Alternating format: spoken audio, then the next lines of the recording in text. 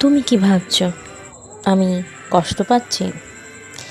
এই যে তুমি ফোন করো না, মেসেজ করো না, তুমি কি ভাবছো আমি তোমার জন্য অপেক্ষায় বসে আছি? একদমই না।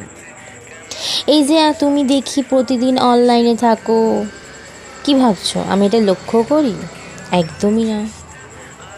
এই তো সকালে ফেসবুক খুলে দেখলাম তুমি 5 মিনিট আগে অনলাইন ছিলে, কি ভাবছো এটা দেখে আমি কষ্ট পাচ্ছি?